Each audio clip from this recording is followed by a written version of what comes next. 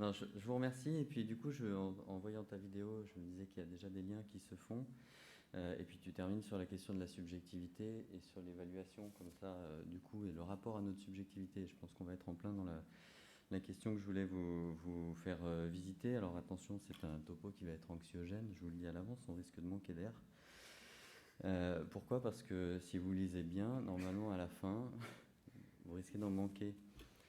C'est juste pour vous faire jouer avec ce que Maxence disait tout à l'heure, c'est-à-dire qu'habituellement, on ne fait pas attention à notre respiration. Alors, comme tu dis, il y a l'histoire de la respiration commandée autonome. Moi, je dirais qu'on n'en a pas conscience qu'on respire, sauf quand on commence, pour une raison ou une autre, à devoir prendre conscience qu'on respire. Donc, c'est un mécanisme qui est spontané, qui peut être régulé, qui est inconscient, et puis heureusement, on retombe sur des choses que vous venez d'entendre. Et je me disais, au fond, prendre conscience, c'est quand? Alors, dans la méditation, on va se centrer sur ce qui entre et ce qui sort comme air à l'intérieur de nous. On va prendre conscience aussi, on va se détendre par la respiration, comme on l'a vu. Quand on porte un masque, on ne l'a pas fait exprès, mais il a pris des exemples que j'ai nommés là. Et puis, quand on manque d'air. Et cette sensation de manquer d'air, effectivement, elle est complètement subjective. Je pense que parmi nous, dans la salle, il y a des gens qui ont été des bébés, qui ont eu des moments dès la naissance de manque d'air. Et ces gens-là, qui ont été des bébés qui ont manqué d'air à la naissance, si un jour ils se retrouvent sur un lit de réa à manquer d'air, ils ne vont pas avoir les mêmes types de réactions que les adultes qui ont été des bébés qui n'ont pas manqué d'air. C'est-à-dire que ces traces qui ont été laissées en nous au fil de la vie, elles ont un effet. Et potentiellement, c'est là qu'on va avoir des décalages d'observation. C'est là que notre subjectivité elle a une vraie importance. Ce que montre ta vidéo et ce que je vous rappelle là, c'est que il y a un environnement qui va avec ce manque d'air, et ce monsieur, on le voit bien avoir cette difficulté de respirer, mais on le voit bien aussi être pris en charge avec des bruits autour, avec quelqu'un qui le filme, avec tout un tas de stimuli qui sont autour et qui viennent très certainement jouer quelque chose aussi dans sa capacité à respirer. Et si on demandait au patient de nous dire comment il le vit, il nous dirait sûrement pas qu'il est dyspnéique, il nous dirait sûrement pas qu'il risque de faire, qu'il fait de l'hypoxie. Il va plutôt nous parler des perceptions, de comment il sent les choses de manière accrue, ou comment il se sent s'enfoncer, ou être dans une espèce d'environnement qui est de plus en plus cotonneux. Vous avez peut-être déjà vécu ça aussi quand si quelqu'un un jour ici s'est évanoui dans sa vie, on sent très bien ce moment-là.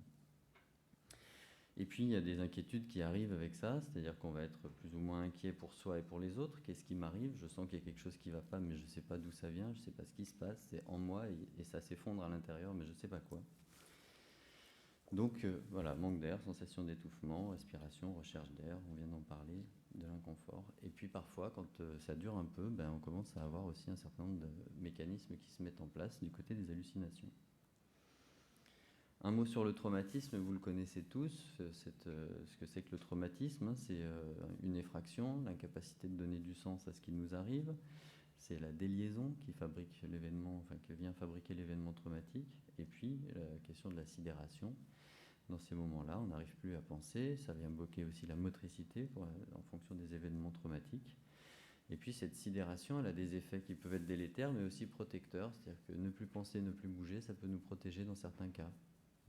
Prenez les récits de personnes qui ont été dans les attentats, qui se sont retrouvés enfermés dans un endroit à devoir plus bouger, tout le système est arrêté, et puis il va pouvoir redémarrer après, et le fait de n'avoir pas bougé, ça les a sauvés.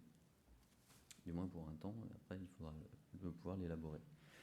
À ça sont associés tout un tas de mécanismes de défense dont je fais la liste là, mais ce n'est pas vraiment le propos pour l'instant. Par contre, un mot qui est important, c'est celui qui a été amené juste avant, c'est la question de l'angoisse. Alors vous savez tous que l'angoisse, c'est une peur sans objet, c'est-à-dire qu'on a peur de quelque chose sans savoir de quoi, c'est un syndrome qui est assez diffus, qui se construit en face de justement cette absence de représentation. Je ne sais pas ce qui va m'arriver, ou je ne sais pas ce qui m'arrive, mais je suis très inquiet par ce qui est en train de se passer. Alors ça va d'une inquiétude toute simple, voilà, il se passe un truc, ça m'inquiète, à la panique, qui peut aller aussi avec la sidération. Et puis, l'angoisse, ce qui est intéressant, c'est que c'est une situation qui peut se reproduire à l'identique, même si l'origine de cette angoisse-là n'est plus là. C'est-à-dire que vous avez pu avoir dans votre vie quelque chose qui a généré une angoisse. Ce quelque chose peut avoir disparu, mais le mécanisme reste et il peut être réutilisé pour d'autres situations. Alors, je vous mets en dessous, l'angoisse, c'est normal, ça nous arrive à tous. L'important, c'est que ce soit considéré dans un temps, dans une une capacité donnée finalement. L'angoisse, ça sert de signal d'alarme, et les patients nous le disent bien, il y a un truc qui ne va pas, je suis inquiet, ou ils nous font ressentir, jusqu'à un moment où c'est débordant, et à ce moment-là, l'angoisse ne fait plus son travail de signal d'alarme, il est complètement débordé. Mais c'est un signal pour les autres ou pour soi. Voilà. À l'intérieur de moi, quand je vous parle, je suis entre guillemets en mode congrès, donc je sais que je m'adresse à des gens, donc mon système physiologique est organisé pour ça, à force il commence à l'être, et du coup il y a un certain nombre de signaux qui me sont adressés, dont certains parmi vous peuvent percevoir, d'autres pas, mais voilà, donc il y a quelque chose qui est adressé à un autre, et puis il y a quelque chose qui est adressé en interne, dans ce mécanisme d'angoisse. Et puis l'angoisse, elle va être aussi relative à un contexte. Donc on voyait tout à l'heure cette vidéo. Donc le contexte, c'est le contexte traumatogène du service de réanimation, avec tout ce que vous connaissez très bien, je ne vous fais pas la liste, mais il n'empêche que le contexte a une connotation catastrophiste. On pourrait dire même pour certains patients qu'on a reçus ces derniers temps, non seulement le service est traumatogène, mais l'environnement mondial a été traumatogène. On a vécu ensemble quelque chose d'extrêmement traumatisant, et ça s'est reproduit et répété au sein du service de réa. Donc le quelque chose en soi qui ne va pas et qu'on n'arrive pas toujours à identifier, et les patients arrivent avec ça au sein d'un service qui lui-même fabrique quelque chose qui peut être vécu comme inquiétant pour qui n'a pas l'habitude d'y être. Voilà. Et puis cette angoisse, par manque de représentation, je vais avoir du mal, je ne sais pas vous, mais moi j'ai un peu de mal à me représenter ma propre mort, de me mettre des images dessus et comment ce sera après. Donc l'angoisse, quand elle ne trouve pas de substrat, elle va se déposer sur le corps. Et c'est là qu'on va avoir une exacerbation de nos ressentis, notamment le manque d'air. Et effectivement, quand vous faites un marathon, votre manque d'air, vous arrivez au bout de votre marathon, vous allez vous dire que c'est normal. Mais je pense que si on prenait des photos des marathoniens qui arrivent au bout et qu'on les compare avec ton bonhomme là, je me demande s'il n'y aurait pas quelques correspondances dans les traits caractéristiques que tu nous as montrés. Où effectivement, par contre, ce qui contrebalance, c'est le plaisir qu'ils ont eu à finir leur marathon ou à être volontairement dans la course, alors que là, la personne qui est dans le lit de réa, a priori, ne s'est pas fait le plaisir d'y aller. Donc on voit bien qu'on peut arriver à fonctionner avec plus ou moins d'air. Et puis, on voit que ça renvoie aussi à certains états d'angoisse. Alors effectivement, il y a l'angoisse de mort, mais il y en a une dont on parle un peu moins, c'est celle de l'agonie, qui vient un peu avant, qui est pas très drôle non plus, c'est-à-dire que c'est la perspective de quelque chose qui pourrait être encore pire. Donc on est dans un entre-deux, et c'est le fait que ça puisse durer longtemps sans qu'il ne se passe rien. Et ces angoisses-là, elles vont aussi avoir comme effet, elles vont augmenter l'agitation, ce sentiment d'une mort qui pourrait être imminente. Alors paradoxalement, ces angoisses, elles vont pouvoir évoluer et puis s'abaisser. Donc on peut aller jusqu'à la perte de cohérence, la confusion, les états de somnolence, voilà. Et puis on peut abaisser ce seuil-là. Alors une des choses que vous avez déjà très bien perçues, j'imagine, c'est qu'un patient qui va être intubé, d'un coup, son niveau d'inquiétude ou d'angoisse va pouvoir baisser. Évidemment, il y a la sédation qui rentre en ligne de compte aussi. Mais il y a aussi le fait que quelque chose va pouvoir se déposer sur l'acte qui est en train d'être fait, sur le geste qui est fait. Donc cet apaisement, il est aussi amené par une équipe qui travaille autour, par un geste qui est fait. Donc il est contenu. Donc je vous parle de ça parce que je voulais réfléchir aussi aux questions d'adaptation et de désadaptation. C'est-à-dire qu'un patient s'adapte au ventilateur parce qu'il est sédaté. Je pense que si on vous met un tube dans la bouche en n'étant pas sédaté un petit peu, il y a des chances que vous vous adaptiez pas très bien au ventilateur, que ça résiste, que vous débattiez un petit peu.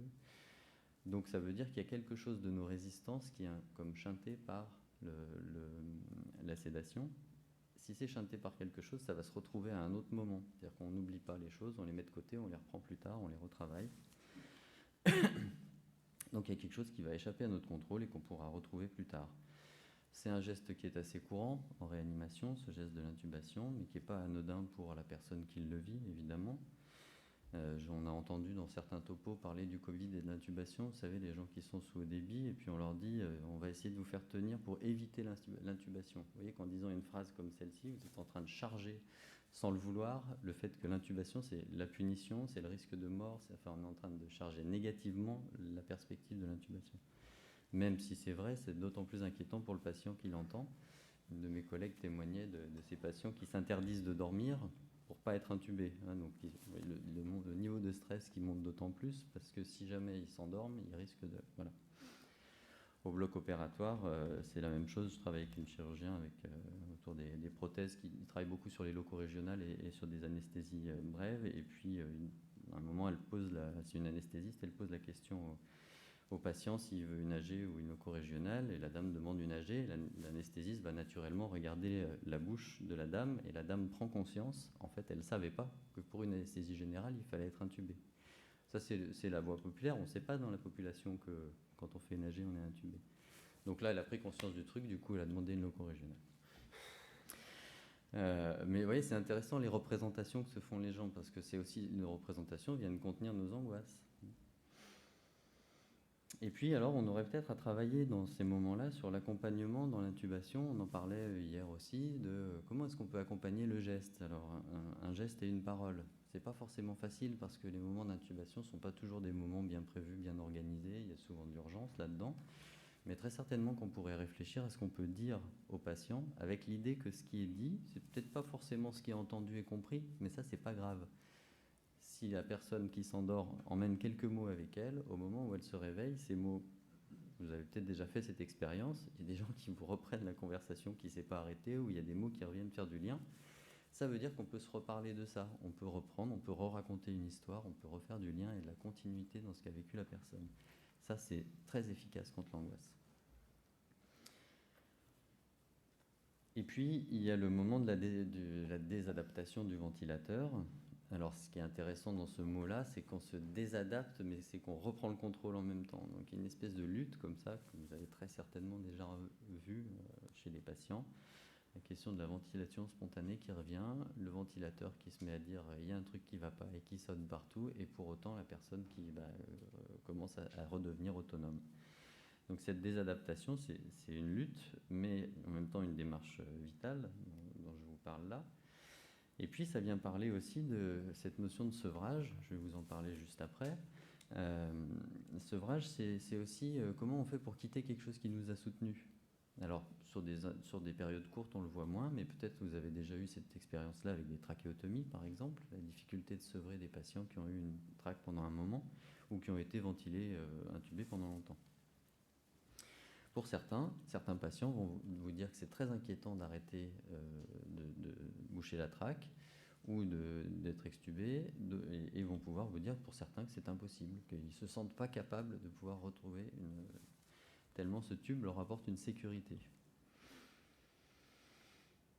Alors l'idée, c'est d'amener les patients à retrouver du calme, à retrouver quelque chose à l'intérieur d'eux sur lequel ils pourront s'appuyer, mais en passant par l'extérieur, c'est-à-dire en passant par vous, par vos mots, par ce que vous pouvez leur apporter pour qu'ils puissent s'appuyer dessus.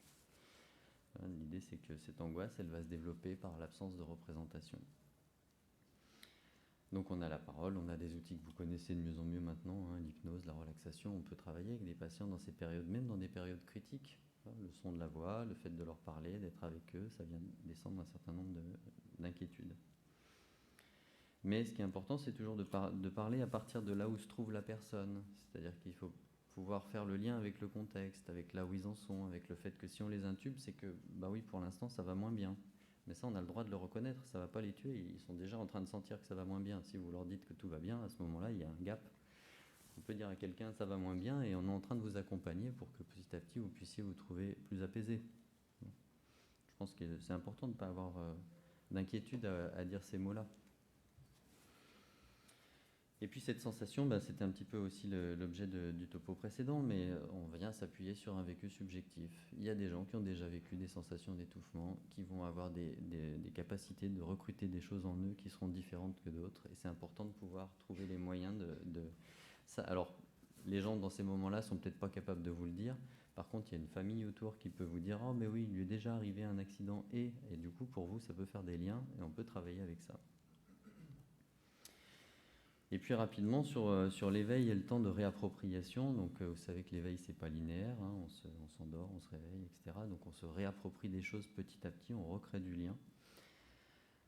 Il y a l'idée de, en même temps, concevoir qu'on a eu à s'adapter à un respirateur et qu'en même temps, il faut aussi maintenant s'en séparer, s'y désadapter. Ça, je reprends ce que je viens de vous dire déjà, donc je vais passer rapidement. Et puis simplement ce mot du sevrage, je voulais simplement vous attirer votre attention sur le fait que le sevrage c'est un processus, ça se déroule dans un temps et qu'une fois que le tube est enlevé, le sevrage est peut-être pas forcément complètement fini. Sevrage, ça vient parler de l'individuation et de la séparation. Ce qui est marrant, c'est qu'on met le même mot pour se sevrer d'un ventilateur que pour se sevrer du biberon. C'est curieux quand même. Parce que vous parlez d'un sevrage chez un bébé, vous allez parler du sevrage de l'assistance respiratoire. En fait, les processus sont le même, c'est que quand on grandit, on doit apprendre à faire tout seul et on doit apprendre à se séparer pour apprendre à faire tout seul. La question du sevrage ventilatoire, elle se travaille aussi de ce côté-là pour les gens qui vont venir s'appuyer sur la façon dont ils ont réussi, eux, dans leur vie aussi, à se sevrer d'un certain nombre de choses. Ce sont ces mêmes questions qui vont se retravailler sur des plans différents. Alors peut-être que vous ne l'avez jamais vraiment vu comme ça, la question du sevrage, mais je vous mets ça dans un coin de la tête si ça vous intéresse, de pouvoir le penser comme ça avec vos patients, au moins l'avoir en vous pour pouvoir les accompagner. Donc en fait, il y a aussi la question du sevrage de la machine et de l'équipe. Le jour où j'ai plus besoin d'assistance, c'était l'avant-dernière diapo, donc on n'a rien loupé. Le jour où on n'a plus besoin d'assistance ventilatoire, peut-être que c'est le moment où on quitte l'AREA aussi. Donc il y a quelque chose qui va petit à petit se transformer et s'arrêter avec l'équipe. Voilà, je vous remercie. Je voulais finir avec une image un peu aérienne du coup.